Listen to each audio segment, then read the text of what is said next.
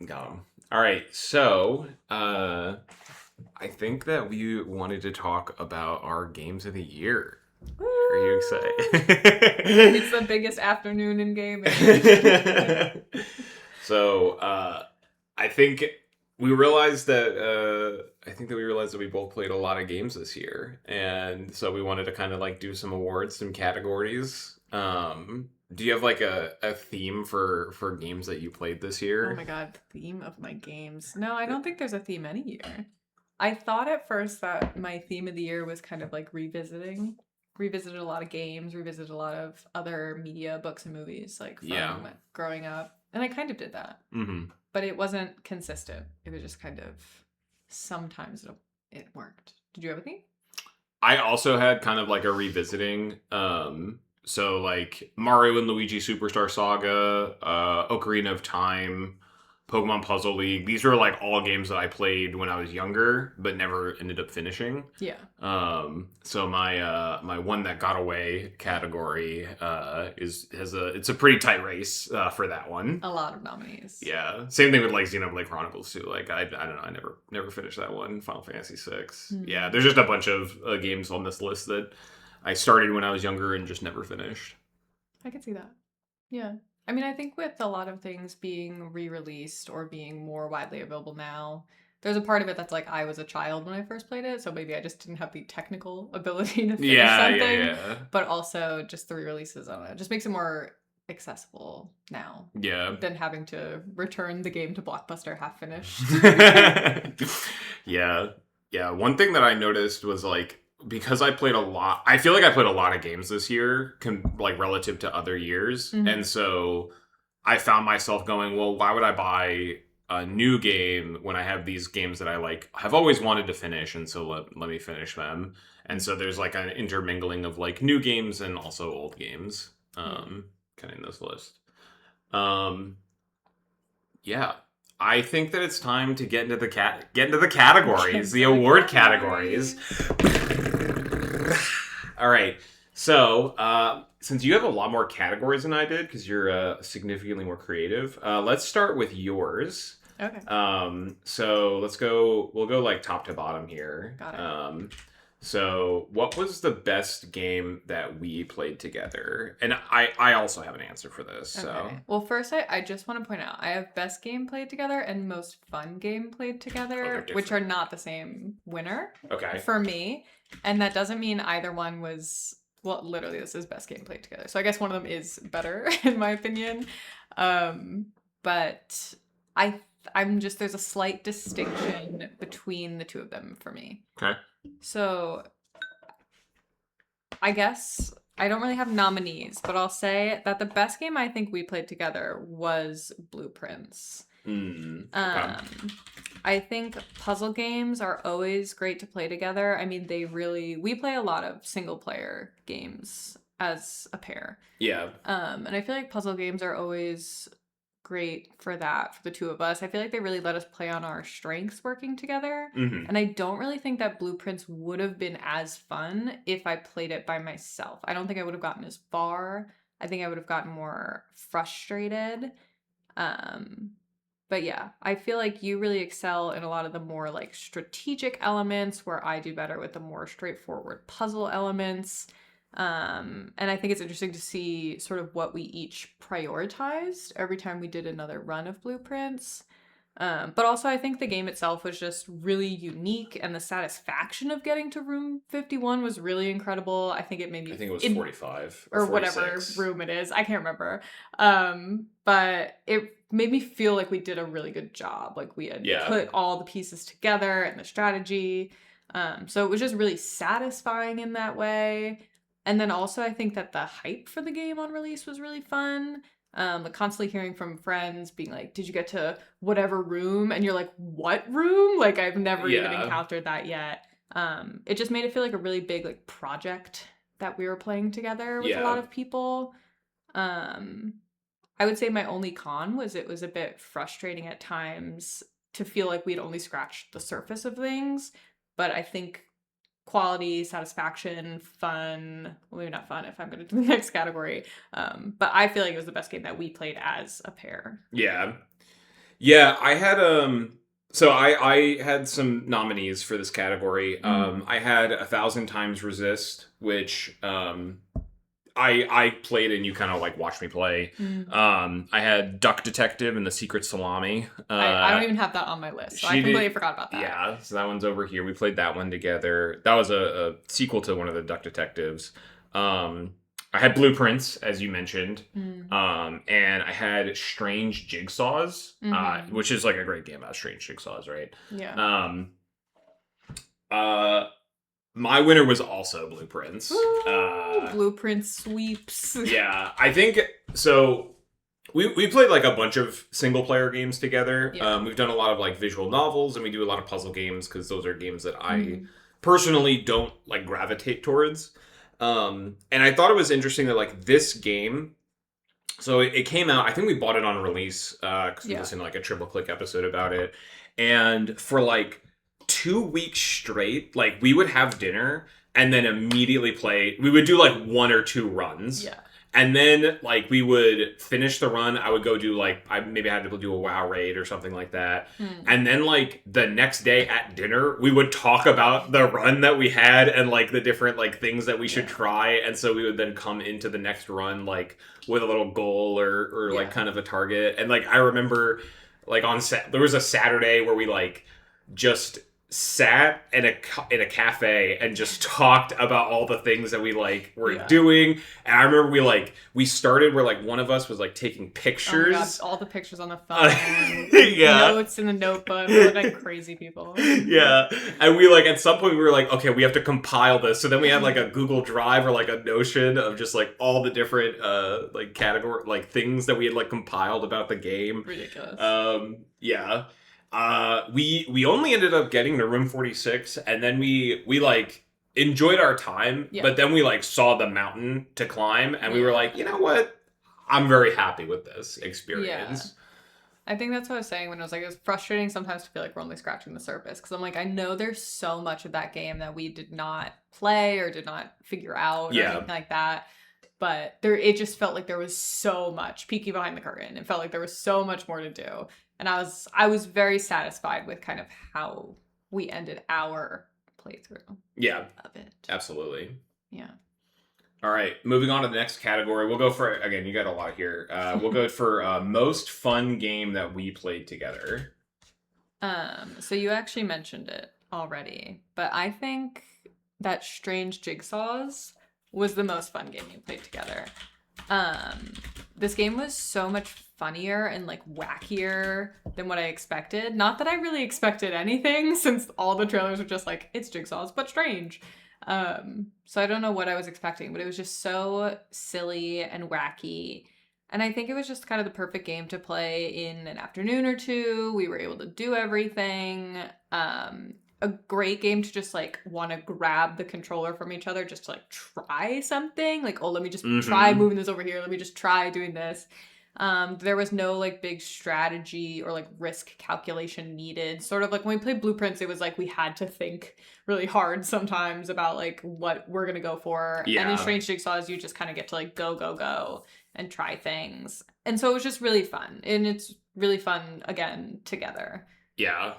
Yeah, it was. I would also give Strange Jigsaws my most fun play together. It definitely had those moments of let me just try that thing, and then like grab the controller out of your hand, and you're like, I was in the middle of thinking. Yeah. And that was a really fun game. I love the fact that it was so short. Like I think we did it in 2 nights. Yeah, I think maybe like 4 hours altogether. I don't know, 4 to 6. It was a short game. Yeah. Again, another triple click recommendation. Shout out to TC. They pretty much half the games on my list are triple click recommendations of some sort. Okay, I'll go for one of mine. So this one I had was the best genre blend. So these were games that had an innovative spin on 2 separate genres that didn't really you wouldn't necessarily think that they would go together. Mm-hmm. So the options that I had the nominations I had were Ball Pit, which is kind of like a Vampire Survivors meets Breakout, like the old Breakout game.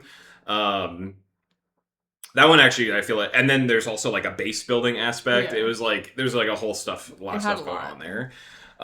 Then I had this game, Mini Shoot Adventures, which is kind of like a cross between a twin stick shooter Mm. and like adventure Zelda game. Okay. Um, I really enjoyed that. I was thoroughly surprised. And then the last one was Blueprints. Um, Mm-mm-mm. as we just mentioned, that like the mix of like puzzle and strategy are like things that Yeah. usually never go together. So I would probably say that my genre blend here is going to be mini shoot adventure. Mm.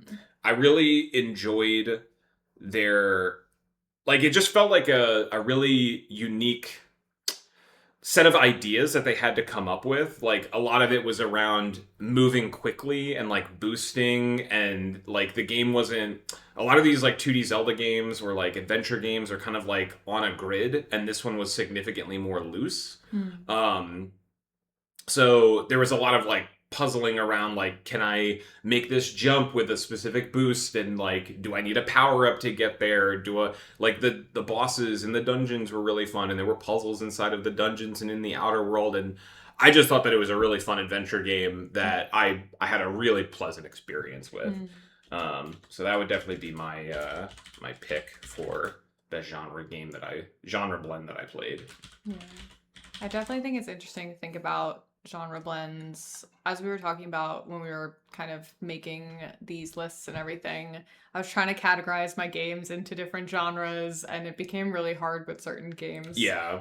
to really like pinpoint one overarching genre or anything like that. Because I feel like nowadays, especially, it's like way more of a blend of different things. Yeah. In both an obvious and sort of subtle way. Yeah. Like these systems work together. But I'm glad you liked Mini Shoot Adventures. I think I remember seeing you play it. Yeah. Yeah, it's good. Okay, let's go down to your categories here. So, what was your pettiest gripe that you had with a game? So I'll give you an honorable mention before I say my winner. But my honorable mention is in Dragon Quest Builders 2, Oh no. which I'm currently playing and I'm really loving.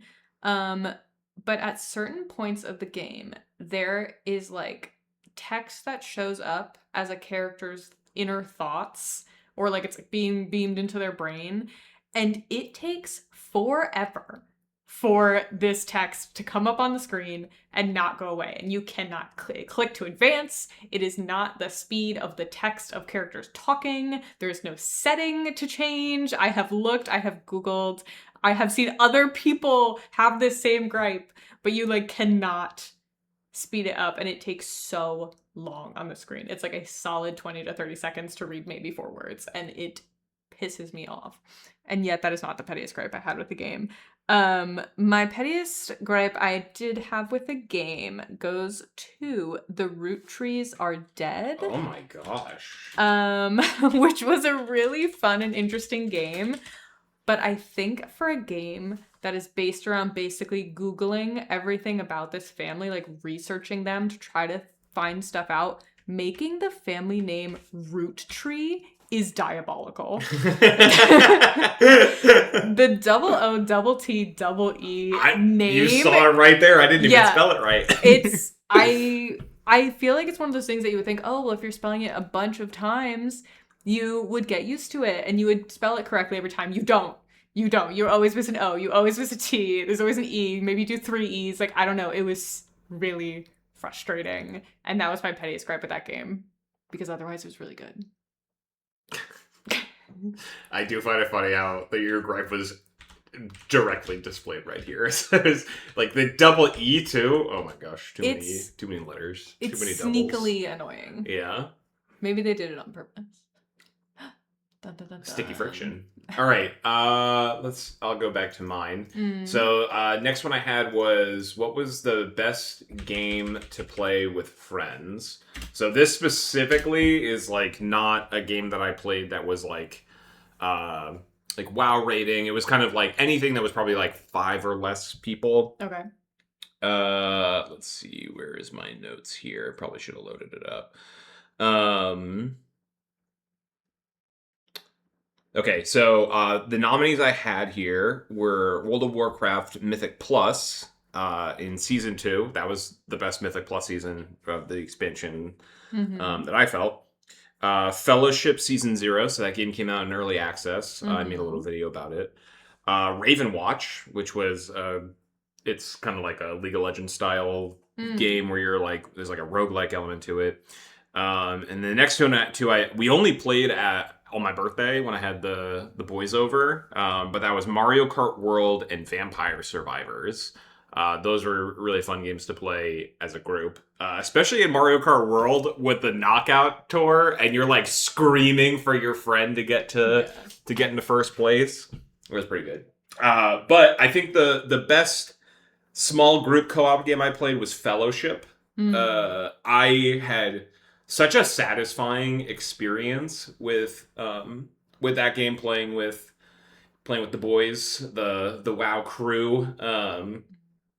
It was fun to be able to like cycle in and out different people and play different characters and um like I enjoyed the fact that there is kind of like a nice end dungeon. There's like the fourth like kind of capstone Yeah. dungeon is like Yeah. the last unique, and that was a nice like we beat that, and then I was like I'm so happy and satisfied with my experience. I'll be back next season, you know? like that Yeah. that was really nice. So that was Fellowship season 0. Yeah. That was big. I feel like I remember like a 3-4 week period where that was the game. Yeah. Yeah. Yeah. Always on Discord, always with the boys. New Discord channel for Fellowship. Yeah. Oh yeah, yeah. It's always good when there's a new Discord channel for it. Okay. Let's move on here. So what was your biggest delta between games conception? What is this category? What does this even mean? This isn't really an award. This is just I was categorizing some of the games I was looking at. I was pondering the duality of man, and so I was thinking about what types of games I like to play. And because I'm playing Dragon Quest Builders 2 right now, I was thinking about, a game based around building, around the ethos of building, and I was thinking about how I played a game that was so incredibly antagonistic to that Okay. conceptually, which was Duranko Wonko. I don't even remember this game. Duranko Wonko is a game where you are a little Pomeranian destroying a house. Oh, I remember that. You literally, the aim of the game is like just get mud everywhere, destroy things, throw things off counters. Like the aim of the game is destruction. And I just thought that was so conceptually different from Dragon Quest Builders, where you're ultimately trying to bring the idea of creation and building back to the land. And I just thought that was the biggest delta between the games. Okay, so this is Concepts. Duranko Wonko and Dragon Quest And Builders. Dragon Quest Builders 2, DQB2. Let's see if I can make this slightly larger. If we can't edit in live. I got it. Look at that. I'm a gamer. Incredible. I'm an engineer. All right. Interesting. I probably have an answer for that, but I played so many games that they're all just very different. Yeah, I don't play as many games, so I can kind of look at a bit more niche ideas like this. Okay, I'll jump back to my list. So the next one I had was the best bullet hell or bullet heaven games. I really like these like twitchy, like tough boss fight games. And the Vampire Survivors being such a big new genre for like bullet heaven of just like it like auto battles and you just have to move. Has been big for me. It's been big in this household. It's been big in this household. So the nominees that I have here are Just Shapes and Beats. This game came out a while ago. It's kind of like a rhythm bullet hell game, which I really love. Like it feels really good to play. Next one I have is Soulstone Survivors, which is just a bullet heaven game with an amazing progression system. Then I have Astro Prospector, which is I don't even know how to describe this, but it's like an idle game crossed with like kind of like a bullet hell style twin stick shooter kind of thing. Then I have Ball Pit, as we talked about earlier, and then Mini Shoot Adventure, because it was under that genre. So I would say probably the best bullet hell or heaven game that I played this year. Oh, this is a tough category. I'm gonna have to give it to Soulstone Survivors. I think that Mm. that game in particular, it's so unassuming on its surface. Like, my friends call it like it looks like a mobile game, like and like not in like a complimentary way. Mobile game derogatory. Yeah, mobile game derogatory. But like once you get past that, like there's a lot of depth to the game. Like you start to play and you're like, okay, this feels like Vampire Survivors, and you know, you're kind of dodging and you're getting your powers and you're just leveling up your passives. Um and then you get to the like progression systems, and all of a sudden like everything opens up. Like you're unlocking new characters, you're leveling up the weapons that you have, you're getting special like abilities that you can bring into your next run. There's materials that you can farm. There are different game modes that you can play. And there's just so much game that is wrapped around the like core gameplay loop of like a bullet heaven style game. And this is like a game that I probably should do like a whole video on because it's so good. There's so many things that I like about it. Chris describes this as like, this is the crack cocaine game. Like, oh my god, when you want to play the crack, you load up Soulstone Survivors. wow. So that's going to be my favorite bullet hell or bullet heaven game. Not necessarily the most difficult one of these, but probably the one that I had a lot of fun with this year. Yeah, I feel like I remember seeing you play this one a lot. Bullet Hell, Heaven games are not super up my alley. I've played Vampire Survivors, but never to like a crazy amount. Yeah. But I do think they're quite interesting. Yeah. That they've been coming back a lot more, I think. Yeah. Cool. Let's go back to your top genre of the year. All right, so this is not a game. This is a genre. I don't know. I was just looking at I was just looking at the overall, field of what I played this year. And I think for the millionth year running, my top genre is puzzle. Puzzle games. I mean, I have so many. I have Blueprints we played together, The Root Trees Are Dead, Rise of the Golden Idol, Danganronpa's kind of a puzzle game. It's like a logic puzzle, and Strange Jigsaws. I really like puzzle games. I feel like I'm always drawn to them. And I feel like this year just a lot of inventive titles came out, like Blueprints and Strange Jigsaws being really unique, but also like returning favorites, the Golden Idol series I really enjoy. And so I just thought it was a great year for solving puzzles. It's a great year for puzzles. It's a great year. Yeah, I appreciate the fact that you like puzzles, because every time I see someone recommend like a good puzzle game, I'm like, great. We can either play it together or Alex will play it and I will watch. I know. But I mean, details. There's so many games you play that I would never choose to play myself. But yeah, I just really like a puzzle game. But I don't know. I feel like they're fun. They make me feel like I'm smart and successful. That's because you are smart and successful. Aww.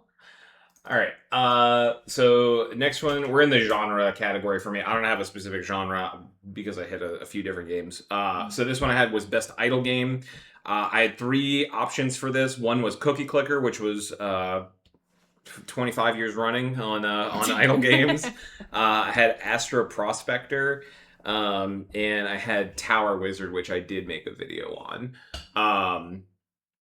For this one, I would say I'm gonna give this one to. I really liked both Astro Prospector and Tower Wizard, but I think Astro Prospector is just gonna get a slight edge because I probably just because of the fact that it's more of like an active bullet hell kind of game, and Tower Wizard is more of like a long strategy, like real-time strategy kind of game. Okay. Weird to say about these games. Weird to say about the idle game category. Yeah, the game where you don't do anything is the most fun thing is when you get to do stuff. Ooh. How exciting. But yeah, Astro Prospector, they had a new update that came out that was like a roguelike mode, which I wanna check out. But yeah, sometime in the new year. Okay. What is top of mind mean? What is that category? Top of my mind. The game I've sort of thought about the most this year. It's been at the top of my mind. Brian, you wanted to call this shower thoughts. Yeah, the game that you're thinking about when you're not playing the game. Yes. So the game I've been thinking about a lot. And that goes to a game I technically did not play, but I just watched you play. Okay. And that is 1000 Times Resist. I really appreciate that you kind of let me tag along and you sort of just played this game whenever I could watch you play it. Mainly a visual novel with a few sort of like traversal sections. Mm-hmm. But I just thought it was a really interesting story and interesting concept about sort of like imperfect memory sharing, ideas of bias and repetition and resistance and legacy, the concept of motherhood. I thought it had a lot of different things it was looking into and just expressed it in a very intriguing narrative, kind of went all over the place, but I think as a full package, it's revolving around a lot of the same ideas. Like it keeps expounding Yeah. upon itself. And so I just keep kind of going back in and like picking another thread out to follow. So it's just been on my mind a lot. I thought the characters were really interestingly developed and all really complex in their own ways, especially characters that sort of exist throughout the entire timeline pretty much or through Mm-hmm. multiple pieces of this timeline. Um I just thought it was a really, really interesting exploration of their concept, and I'm really glad I got to watch you play it. Because I don't think it's a game I would have picked up myself. I wouldn't have seen it and thought to play it. Yeah. So it's kind of a happy accident that I watched you play it. But we have talked about it a lot this year, just casually. I've thought about it a lot. So yeah, it's been at the top of my mind. Yeah. Yeah, I also I did really like 1,000 Times Resist when we were playing. I remember for this one we would have dinner and then we would play ping pong. And while we were Mm-hmm. playing ping pong, we were talking about the story and trying to break it down. I don't think that I would have finished this game if we weren't playing it together. Yeah. I think I would have lost the thread at some point or got a little disconnect, like lost in the metaphor. Mm-hmm. Um, and yeah, I don't think that it would have connected with me as much Mm-hmm. as it was when we played it together. And I think this game is like the perfect example of a game that like demands discourse, um, Yeah. where you need to talk about the game with someone for you to like kind of explore, because there's so many different perspectives on the same situation for each of the characters. Mm-hmm. But then just as a what is as an audience member, the audience, like, we had completely different perspectives on Yeah. that game. um and so yeah, I like I like talking about it, and you had like made some thoughts that like changed the way I thought about it. Yeah, it was a great game. It was a great experience, I would say. I would agree. Yeah. I would say that my top of mind game this year, the game that I probably thought about the most, was somewhere between World of Warcraft, because I had to spend so much time spending raid leading. But I think probably when it comes to like the story or the mechanics, I thought a lot about Metaphor ReFantazio. Mm. I spent a lot of time with that game in the beginning of this year, Yeah. and I remember, I think I was telling you this, like I wrote like I finished the game and then I had to sit down and just write like an essay about all the things that I was thinking about with like the different political structures and different ways like society can runs and stuff like that. That combined with the game mechanics are like something where like you do a lot of like party building, and there's a lot of like it's a strategy role playing game.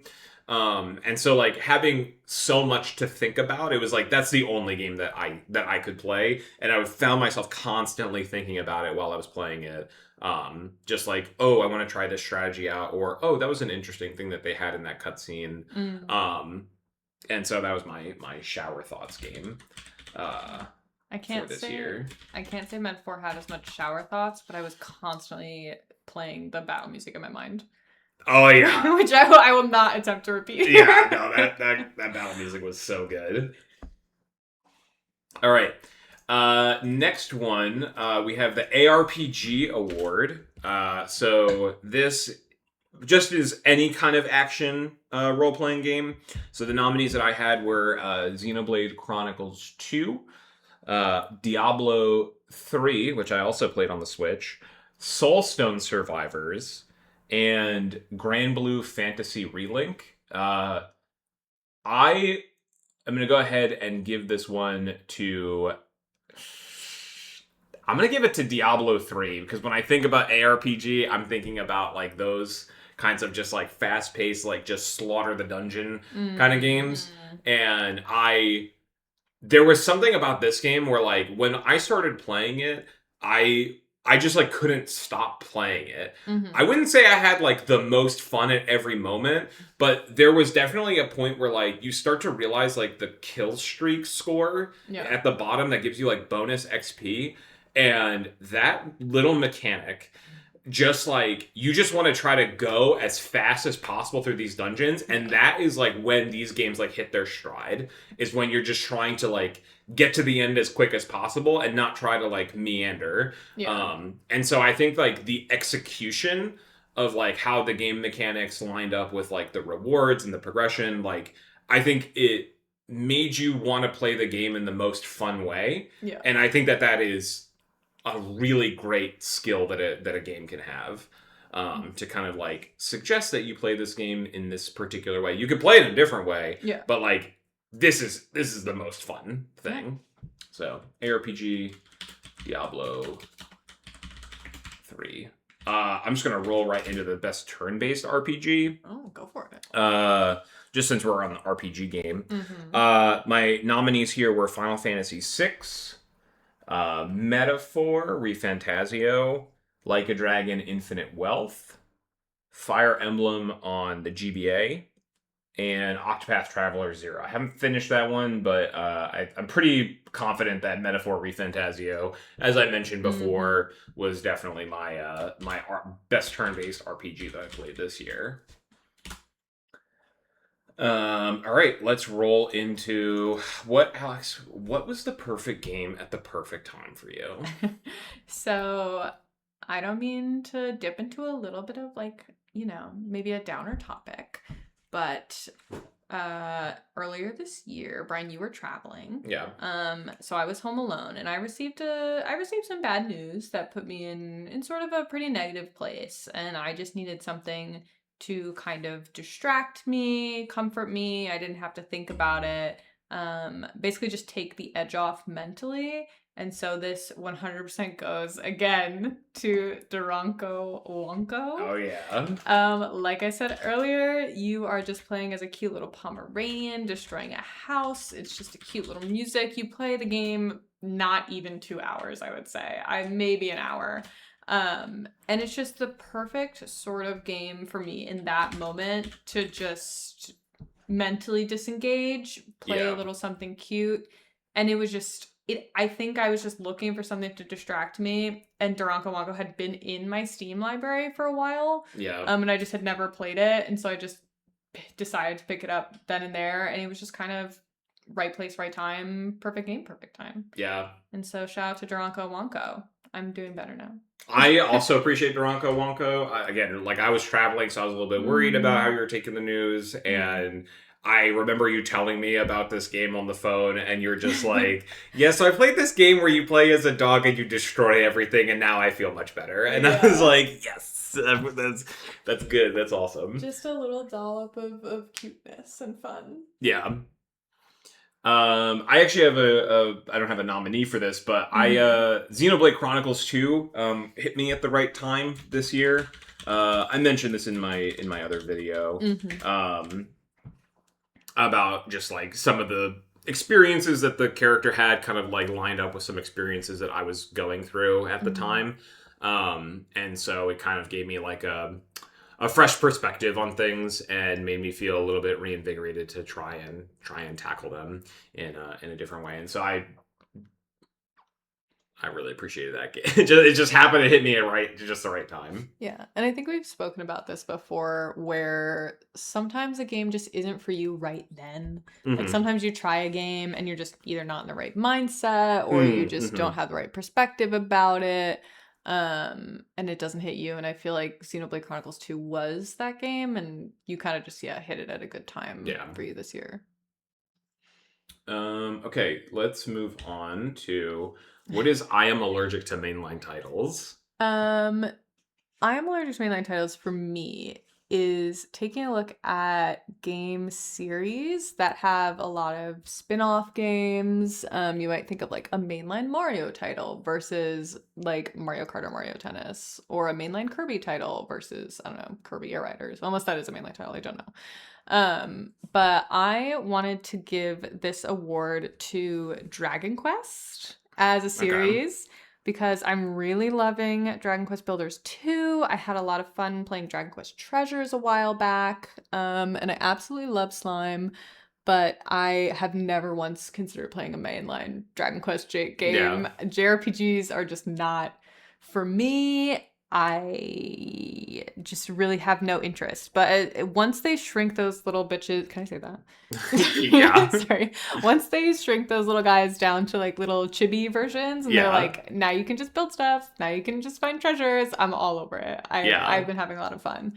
So I am allergic to the mainline titles in Dragon Quest, and you can bleep my bad word if you so wish. I don't remember. Just Dragon Quest is a series. Yeah.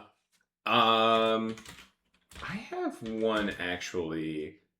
Uh, I guess you're like, I don't like the mainline titles. I do like a lot of the mainline titles, so I want to add my own here.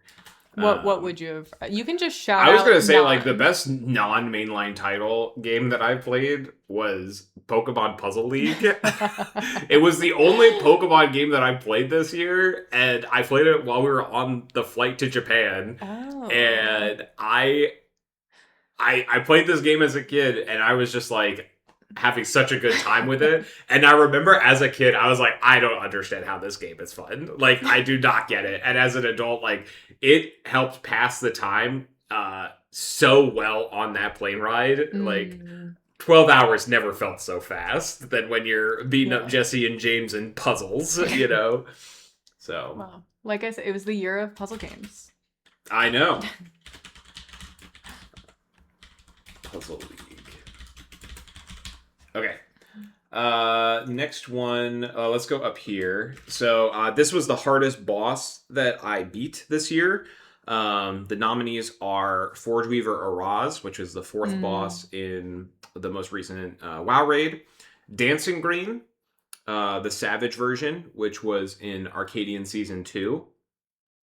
Uh, the other bosses probably would have been here, but I never beat Sugar Riot. I got too frustrated with Party Finder and needed to stop playing. And then One Arm Bandit, which was another WoW boss.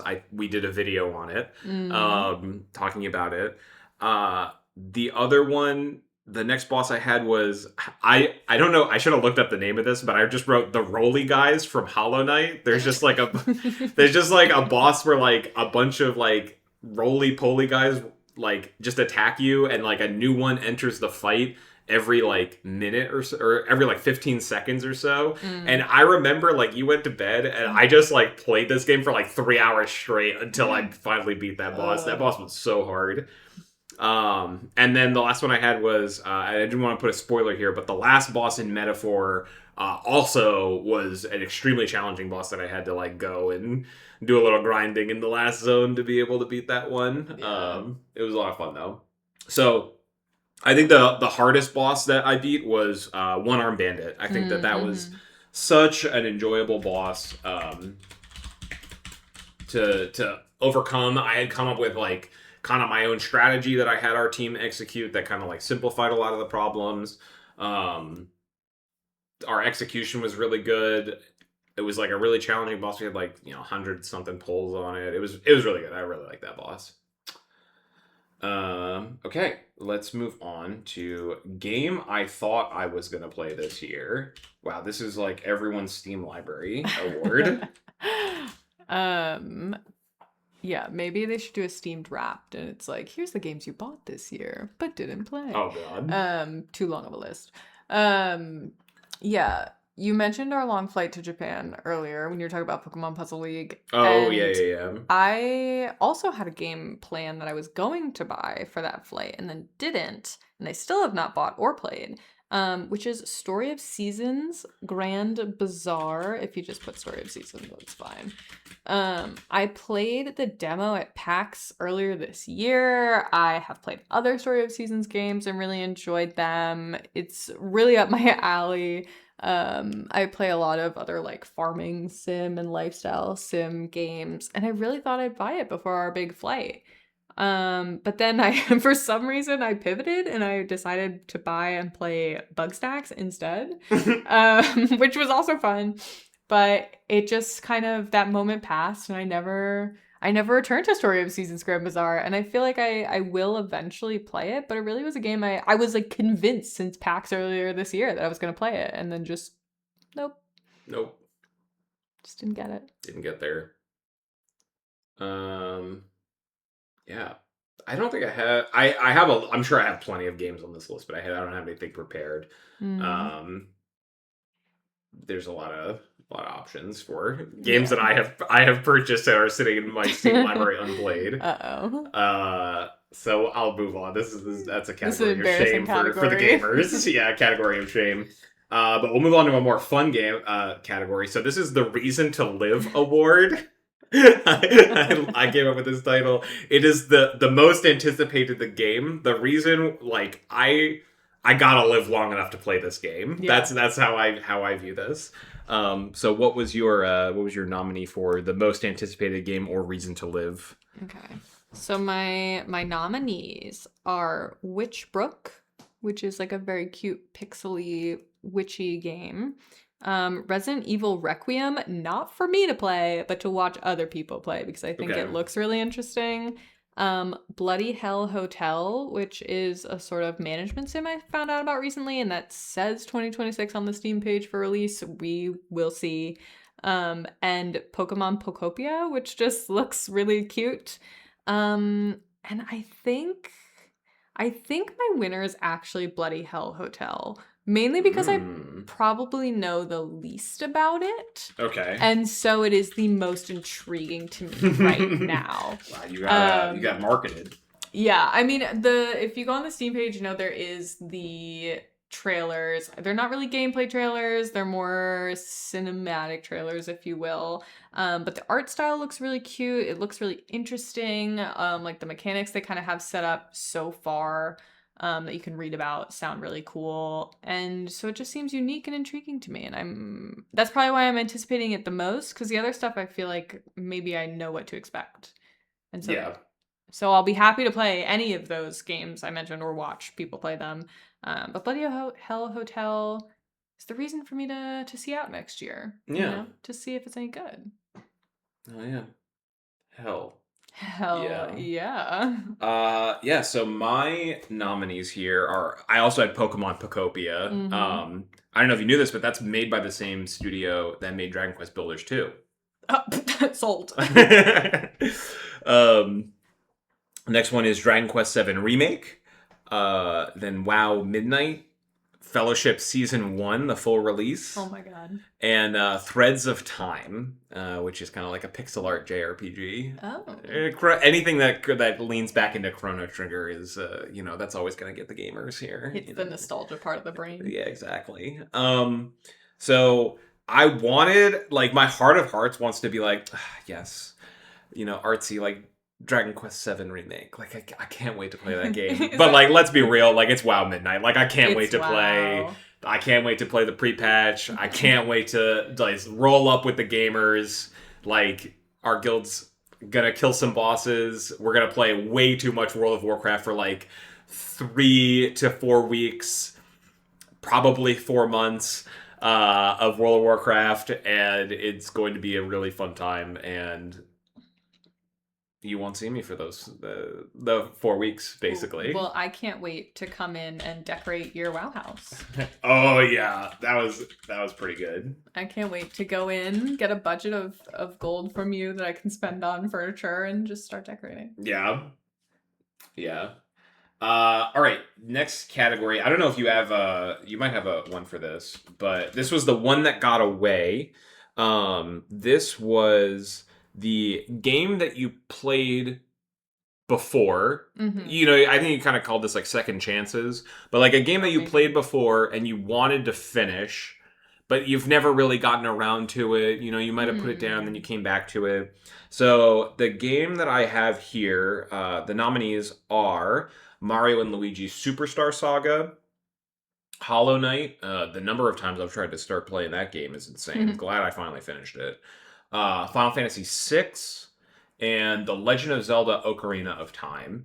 And so, of all those games, all those fantastic games, right? Mm. Like none of these are bad games.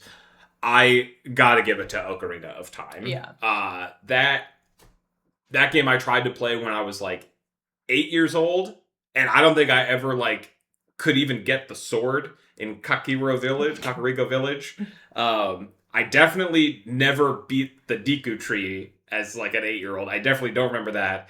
And then I played it again when I was like 13 years old and got like the pre-release copy Oh of wow. for Wind Waker, that included Ocarina of Time, and I think I got to like the water temple, and it was just too big a brain for my adult brain, or for Water my like 13-year-old brain. I could not figure it out. water level in a Nintendo game? Say Oh, less. yeah. And yeah, and so finally beating it this year, I really enjoyed my time. I'll leave it at that. Did you have a one that got away? I don't think I really had a one that got away this year. I know you said it might be like my second time award, but I think mine goes in a different direction. Oh, you have a second time's the charm. Yeah, that's the next Yeah. category. All right, well, let's hop over there. So, what do you have for second time's the charm? So for me, my second time's a charm is not really your one that got away. My second time's a charm is more the first impression of this game did not really sell me. Okay. And so it needed sort of a second go around. And you might know what I'm gonna bring up when I say that the thing that didn't impress me on first impression was Fellowship. Oh my god. As All right, tell the story. yeah, as Brian knows, my first ever Fellowship dungeon, Brian had been asking me to try this game for like days, if Mhm. not weeks, and I finally said yes. And so I set up, my bars on Brian's account and I queued up and I get into the first dungeon, I'm trying my best to just press my buttons and follow the team, and suddenly I just died right before the boss. And I was confused. Brian was watching me, so I asked, was I standing in something like some sort of pool that I wasn't supposed to be standing in, or like was I supposed to do like heal myself? Was there an ability I don't know about? And no, I just didn't get any heals. We consulted the log, and I just kept taking damage from like a buff or something, like a Yeah, you had debuff or a something. damage over time ability on you that needed to be dispelled by the healer. Yeah, and I just never got a You didn't get a heal. single heal for like 30 seconds. Yeah, and I asked, I'd never played before, so I asked Brian. I was like, is this like, I've played Final Fantasy before, or whatever. And it's like, was I supposed to do any healing? Was this something I did? And Brian's like, no, literally in this game, if you are not a healer, you cannot heal. So I was left in the dust. And to add insult to injury, when I died, it was on top of a bridge that sort of like collapses as you go into the boss area. So I fell into like a weird part of the dungeon, and then I couldn't like spectrally follow the rest of the group. So I just had to like sit in this bottom part of the dungeon until the boss died, and I was finally able to respawn and just leave the dungeon, and it was so sad. I know, as a person, I was like, I'm so glad you're finally doing it. You're gonna have a good time, and then you like died to something that wasn't your fault. Uh-huh. You like then your body fell through using it like through a bug Yeah. essentially, and then you didn't even like get the enjoyment of like watching the fight. I didn't even see the You boss. couldn't res, you couldn't watch the fight. I was like, this is the most like multiplayer like MMO dungeon experience possible of Yeah. like it's not your fault and it's the game's fault, it's the other people's fault, it's not your fault. And I was like, damn, you got hit with them all, the triple Yeah. threat. if it had been my first try playing that by myself, I would have been so incredibly demoralized Yeah. and never played again. But I did give it a second chance, and the dungeon was fun. So the second time's the charm in Fellowship, but it was just a one in a million, like, first ever time that happened. I'd like to shout out that healer wherever they are. I like to think maybe it was their first time playing Fellowship as well, Yeah, probably. but who knows? That's fine. Okay, I have the FOMO award. So this was the best live service season so that I played this year. So you cannot play this season ever again. The game has changed. You can't play it in the same way. So this is the FOMO award because you missed out. Sorry, sweaties. So the nominees here are WoW: The War Within Season 2, WoW: The War Within Season 3, the Final Fantasy XIV Cruiserweight Arcadian Raids, Path of Exile 2 Patch 0.3, Magic the Gathering Arena The Last Airbender. That one actually you can play right now. You can play it right now. Wow, category fraud. Yeah, true. And then Fellowship Season 0. You definitely can't play it the same way that we did. You definitely can't play it the same way I did. Yeah. So my the best live service season that I had, just based off of just kind of like all of the stuff that happened in it and how much fun I had, I'm gonna give it to WoW: The War Within Season 2. I think I enjoyed this Mythic Plus season the most. I really enjoyed the raids a lot. I enjoyed the group that I was playing with. It was our first like major like raid of this group. And so there was a lot of like growing pains and things to learn about our team and things like different ways that we want to solve problems. And just so like I just had so much fun with this. I played way too much World of Warcraft this season. And I just loved it. Yeah. Next one I have is what is the One More Turn award? One More Turn award goes to that game where you just keep going. Let me just do one more thing. Let me just turn this one quest in. Oh, okay. Let me go one more turn, one more try. And I have two nominees for this. For me, it was between Fields of Mystria, which is a farming sim that is in early access right now. I think the 1.0 comes out next year. Or Dragon Quest Builders 2, which I am currently playing. And it was a slight squeak out, but for me, the winner was Fields of Mystria. I think when I'm in the groove with a farming sim, I genuinely cannot be stopped. When I'm playing a farming sim, I'm not really playing day to day. I'm playing objective to objective. Okay. Like in my brain a lot of the time. So that means I get sucked into playing these loops where I'm playing a bunch of days so I can like grow a certain crop or work up a villager's relationship or whatever I'm doing.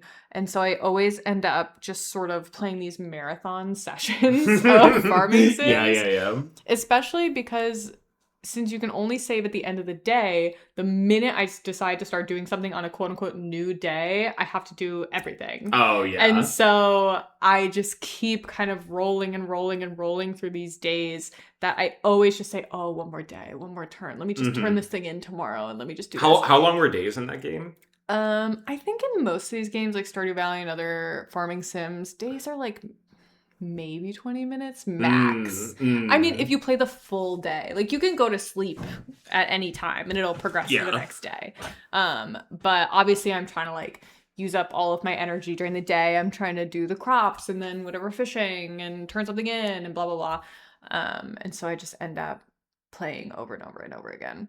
But I am falling into that a little bit with Dragon Quest Builders 2 as well. Yeah. Because again, it's a very like it is very open in that you can stay on your island and build as much as you want. But you are following a lot of different objectives that it gives you. And so I find myself being like, oh, let me just build this room or let me just go to this island and get this thing. And so like it's kind of having that same one more turn effect. But farming sims, especially Fields of Mystria this year for me, just really had me in its grips. Yeah. I think like this is a category of like really speaks to like a really strong game when you're like, I don't want to stop playing because it's so much fun. Or just the gameplay loop is so It's so tight, yeah. For me, it's gonna sound weird because this isn't really like a turn game or anything, but The Legend of Zelda: Ocarina of Time. I played that game when we had like a break. There was like a week off of work that we had, and I remember that at one of the days I woke up. I said, "I'll just play this for an hour, and then I'll like go and do stuff for the rest of the day, and then whatever." So it's like 8 a.m. I start playing. I sit down with my coffee. I start playing, and then just the next thing I know, it is 3:35. My alarm is going off. I have to go pick you up from work, and I'm just like, what happened? Like, where did the time go? And I think one of the things about this game is just like when you play it, you have to. There's something I was looking up. It's called ludonarrative harmony. Oh. And it's when a game's story like directly lines up with the actions that you're taking. And a common like thing that they talk about in games nowadays are like ludonarrative dissonance, where there's a disconnect between what you're doing and the actual story of the game. Okay. And in this game, you have to just like follow the words that people are telling you and like read. Like there's no like they'll like hint at places that you need to go to next or should go and check out. But there's no like map that tells you exactly where to go. I think that there's maybe like an indicator of like roughly where the temples are. Yeah. But like for the most part, it doesn't really hold your hand and tell you exactly where to go. And so, like, okay, I gotta collect the first 3 MacGuffins, and then you get to the adult world, and you gotta collect the next, however many, like, 6 MacGuffins, because you have to fill in the 6 slots. And, like, it was just something where, like, you just have to be paying attention the whole time, and whenever you get to the thing, there's always a very clear, like, hint for the next place that you have to be. And so, you're just so engaged in the game and you don't want to stop playing because you're like, oh, let me go check out where that is. And especially like when you get like a new power up, you're like, oh my god, I got to go back to all these other places and now use the hook shot or the arrows or something along those lines. And you're like, oh, it just like it's like in your brain while you're playing that game that it was definitely one more turn for me. Anyway, yeah, if you can't tell, I really like that game. So Ocarina of Time. Okay. I'll do this category because it's kind of the contrast. So this is the time for bed game. This is the game that you play. This is the opposite of one more turn because it means that you are going to get a good night's rest. Because the game like kind of like helps you wind down, helps you chill out. Okay. It might be a little bit hypnotic, or it might be telling you like a relaxing story. And so these are the 3 games that I had on my category. One was Soulstone Survivors. There is something that is... I know, despite the fact that it's a bullet hell, like, trying to dodge things, it's so hypnotic that you just absolutely zone out and chill when you're playing it, that I have found myself, like... And this is, like, the biggest... This is a compliment. This is not anything to the game. I have found myself just, like... lulling myself to sleep and like literally falling asleep while playing the game, and like that's like the hope that I'm having. Yeah, because it's just like it's so, like the music. So it's so comfortable. The music, the way that they have like different colors for the different power ups, so you don't have to think too hard. You have like a rough build that all the important decisions are at the beginning and less at the end. So there's just. I don't know. It's very hypnotic. Anyway, then the other 2 games I had were Final Fantasy VI, very narrative, story driven, not too challenging, and then Octopath Traveler 0. I've been playing this game like a book before going to bed. Yeah. I'll do like 1 chapter a night, and I find it as like a lovely like bedtime story, like very Dragon Quest. Mainline series. I know you'll never know about that. But very much like it's like a little bedtime story for before going to bed, and it's like kind of like reading a really long book. Yeah.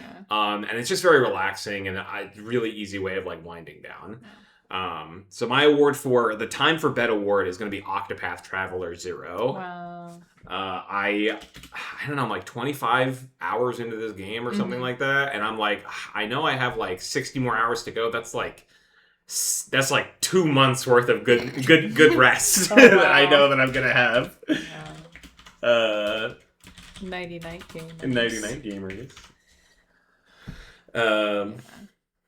Do you have a Time for Bed game? Um. Hmm. I don't think I had any games that put me to sleep, but I will say Animal Crossing, which is on my games played every year. There's never a game never a year that it is off my games played list. Um, is just so comforting to me. I think I've said this to you before that I feel like there are soulmate games. Oh It yeah. may not be the best game you've ever played. It may not be I mean, no, it probably is your favorite game. It's just a game that always aligns with you. And for me, that's Animal Crossing. I think for you, that's World of Warcraft. Oh my Your god. soulmate game. Oh I'm my sorry god. to say. You've been diagnosed with World of Warcraft syndrome. But for me, it's Animal Crossing. And so I feel like it's just a very comforting game that sometimes I am playing at night and it's just like the little nighttime music and stuff. It just Yeah. is really comforting. And so I would probably nod off. I remember when we first started dating, you would like pull out your DS and you'd be like, Brian, it would be like 11 o'clock at night, and I'd be like, what are you doing? You're like, Brian, it's money making hours. It is money making hours. I gotta catch those bugs. Okay. Next one we'll do the I Love Video Games award. What is this? The I Love Video Games award. Sometimes, not to be, pretentious, video games as a medium. Mhm.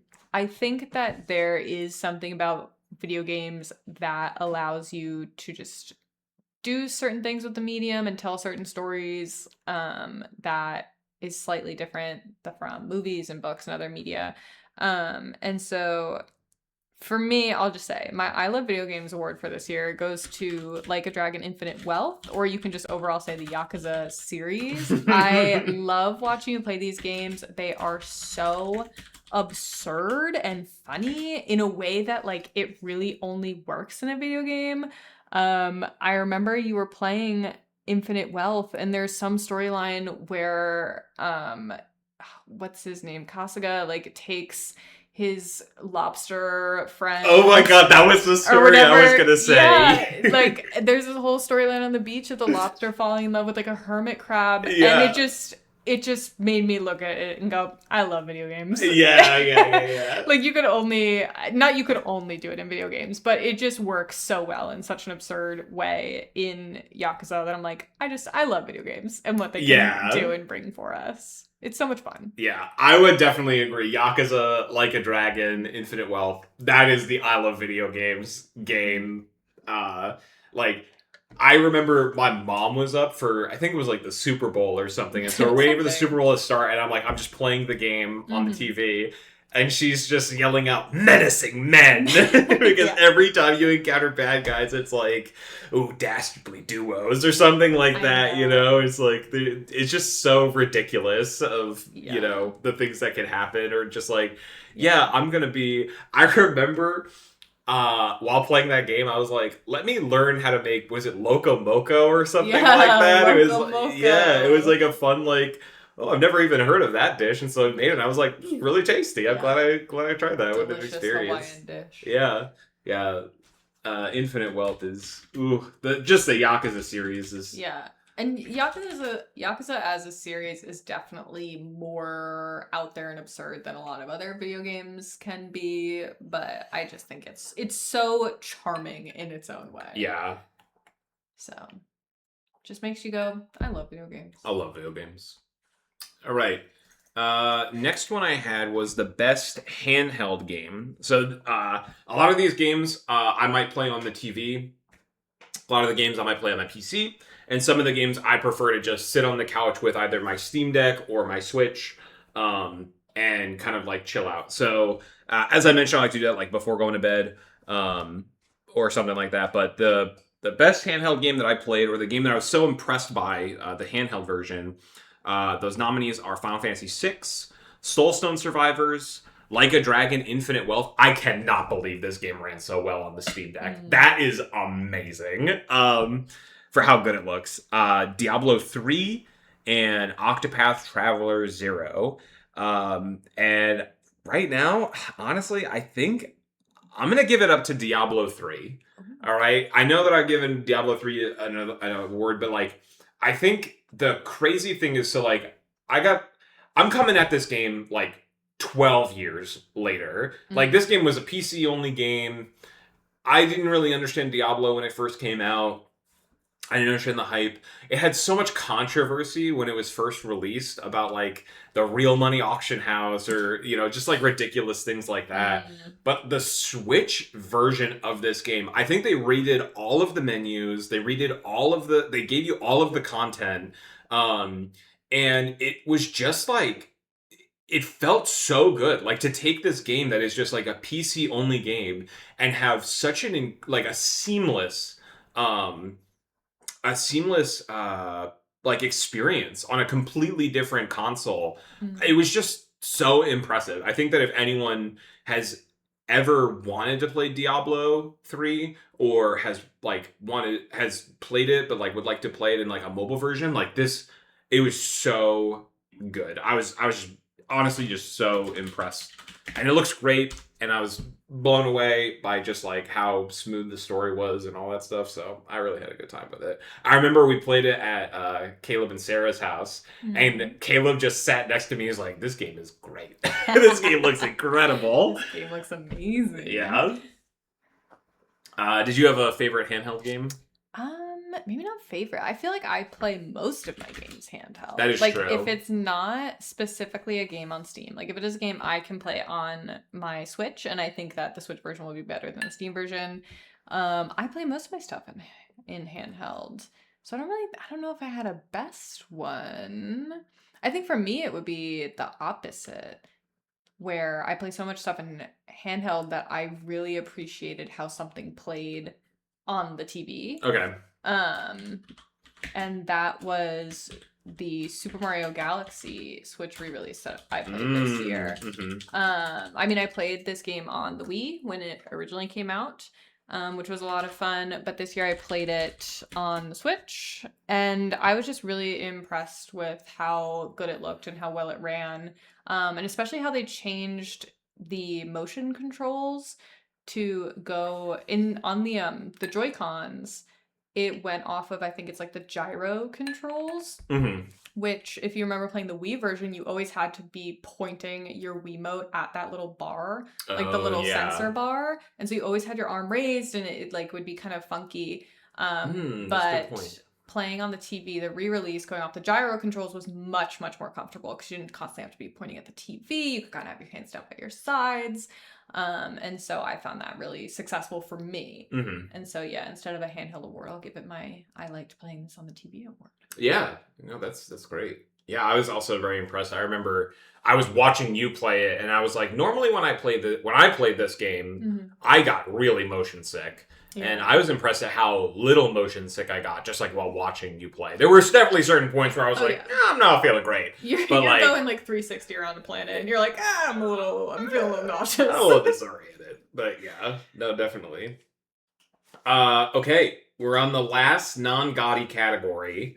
What is the lifetime achievement for game soundtrack? So I might have spoken a little bit about this just a moment ago. But for me, I wanted to give a lifetime achievement award. I mentioned that Animal Crossing is on my games played pretty much every year. It's my soulmate game. I love Animal Crossing.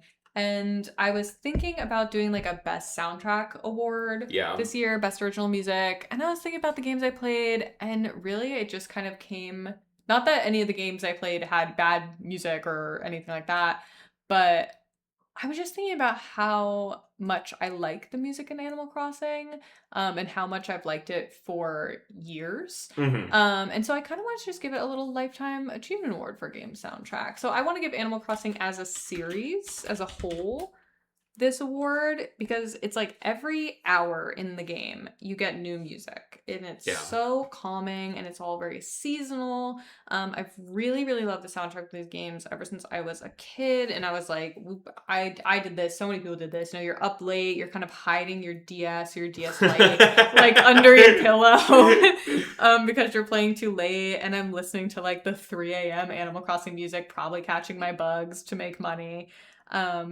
So like Animal Crossing doesn't give you any sort of like crazy intense battle music or like orchestral arrangements or anything super fancy. Yeah. But they have just done so much over the years. They've portrayed pretty much every genre of music in different KK Slider songs. Oh, really? I didn't know that. Yeah, you can get different songs from him that are all different genres in most of the games. There's a couple of new ones every game pretty much. And then its hourly music just I think really does a great job of distilling the feeling of like that time at that season of the year so well. And so I keep using the word comforting, but it really is. When I am just hanging out like on my computer doing stuff, sometimes I will look up like just ambient Animal Crossing music. And I think they just do a great job of really every time just making it the perfect little chill background. This is what, noon feels like. Yeah. And I think that's really impressive to me. Yeah. No, I didn't know that about the KK Slider having just kind of like a reinterpretation of every genre kind of thing. That's really interesting.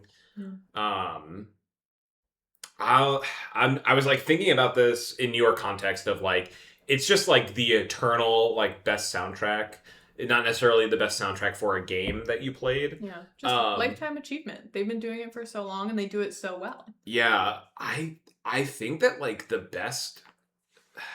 I was thinking about this while you were talking, and like the Final Fantasy games, like you've played 14. Yeah. And which has great music. Which has incredible music. Like the music in the game this year has just been so good. I'm so devastated that Square Enix does not release soundtracks as they come out, like in the patches. Yeah. Because bane of my existence. I know. It's like there's so many great songs that were in the Arcadian raids. Yeah. Specifically. How many times did we just jam out to what was that? Give It All. Give It All, yeah. Yeah. The Wicked Thunder song, like that was so good. But because of that, I can't give the soundtrack to Final Fantasy 14. No. But I will say, Final Fantasy 6, when you load up that game and you hear the theme music, it just sets such an incredible tone for the game.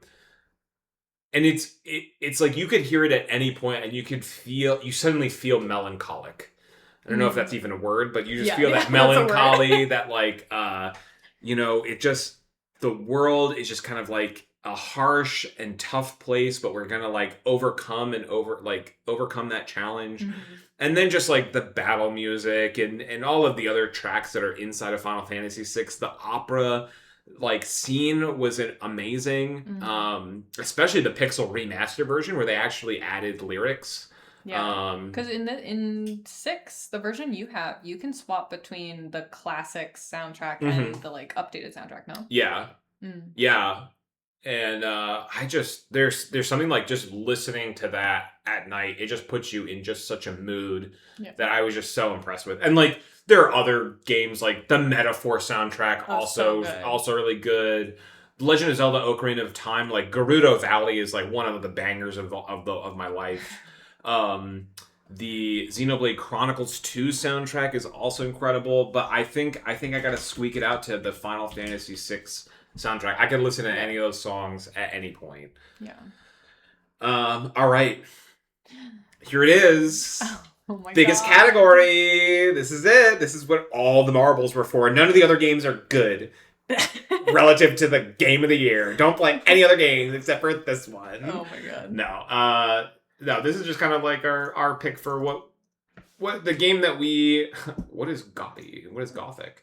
Personal game of the year. Yeah, personal game of the year. Can I? Okay, great. Yeah. I can go first. Yeah, you can go first. So another game that had a great soundtrack, that ended up being my game of the year. I'm sorry to all the beautiful games that came out this year. You were all great. Um, but I really have to give it to the Switch re-release of Super Mario Ooh, Galaxy. Switch release Super Mario Oh, I'm sorry. I hate to give it to a re-release, but for me personally, I played this as a kid, so this was just like a huge nostalgia trip for me. Between the music, which I really love, the so level good. design, how charming the atmosphere of the game is, all of the sound effects that are truly baked into my brain. Pretty much every time a sound effect came up, I was like, oh, I remember that one. It just like it's like a reaction inside of me. I had so much fun Yeah. playing this game. I think that's the biggest thing is that this game was so fun. Yeah. Just the controls, like it's a little wonky. There were a couple levels I definitely skipped. Again, the water levels really just a challenge I didn't feel like confronting. But I just had so much fun. And I think part of that is also that I played on the assist mode. This was probably on the original version, but I don't think I played with it. But it just smoothed out all of the sort of like bumps and the friction that I'm not like a super technical player of any video game. So it just kind of let me have fun and take things at a slower pace. It gave me a little extra help. It gave me, I don't think in the water levels, I don't think your breath gauge ever went down. So it just kind of makes it a little bit easier. You still have to do all the levels, you still have to do all the boss fights and everything and the platforming. But it just gives you a little more leeway. And so it just made it more forgiving than when I played as a kid. Yeah. And I got like a lot of satisfaction from just being able to kind of go at my own pace and beat the game and just have fun. That's ultimately what it is. I just had so much fun playing this game. And it's a great game. So shout out to Super Mario Galaxy. I just kind of like watching you play. I definitely see what you mean about the assist mode, because I think that what it does is it removes a lot of the punishment of the game. Where, like, let's say you lose all your lives and die, it's like, okay, well, now you gotta go back so far. Yeah. Whereas, like, if you remove that, you still have to do all the actions. Like, it doesn't remove the challenge of the game, but it removes the punishment of the game. The only thing that I think it makes it significantly easier was those water sections. Yeah. But those weren't even fun to do. Like, the controls were still pretty busted. Yeah. No matter what. Yeah, they're really challenging, and like they're just not what you're used to. Yeah, honestly, for hardest boss, I could have given every water level. There was some water levels I was like, the controls are just too funky. Yeah. But yeah.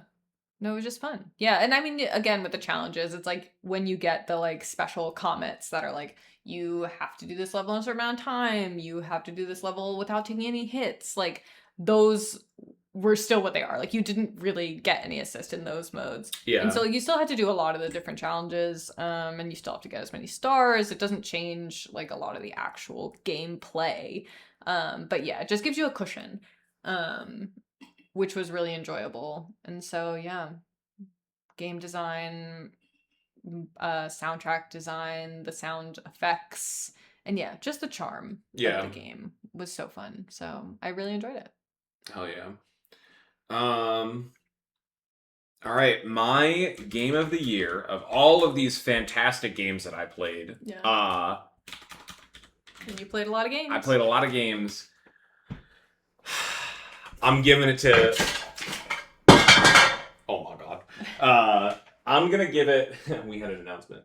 I'm going to give it to The Legend of Zelda Ocarina of Time. It just, like, this game harkens back to...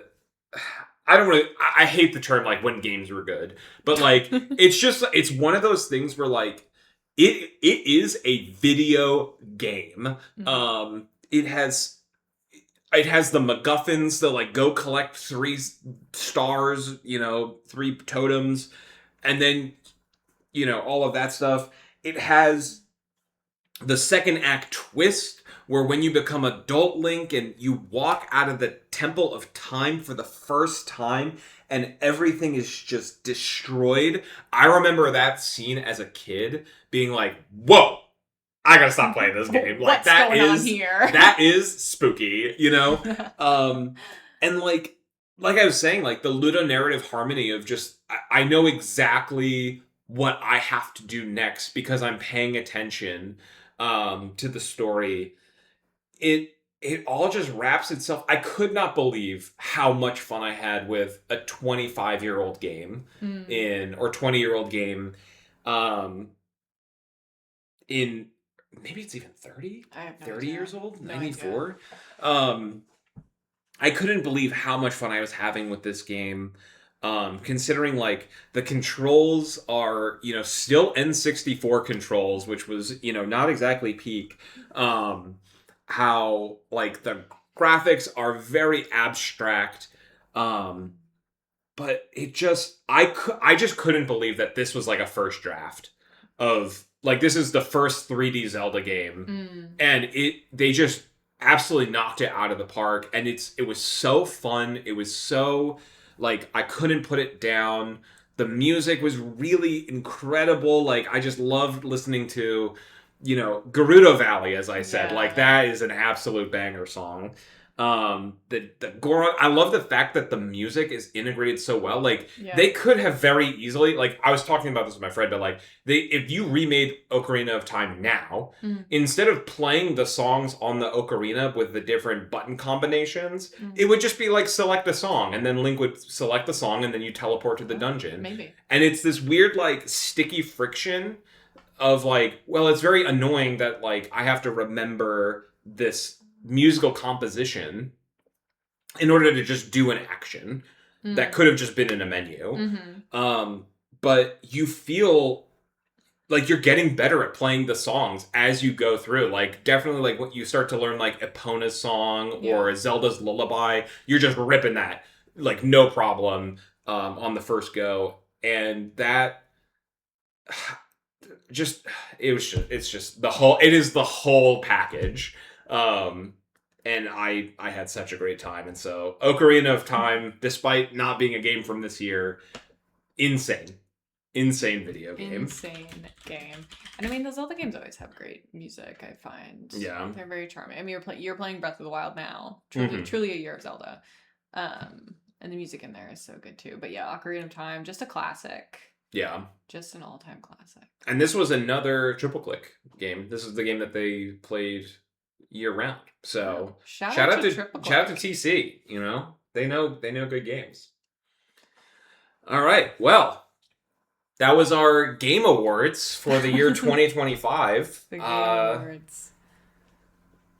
Have any other thoughts? Anything you like to wrap up? Any final thoughts about games we played this year? About 2025 as a year of games? Maybe looking forward to 2026? I had a lot of fun. I played a lot of puzzle games as usual.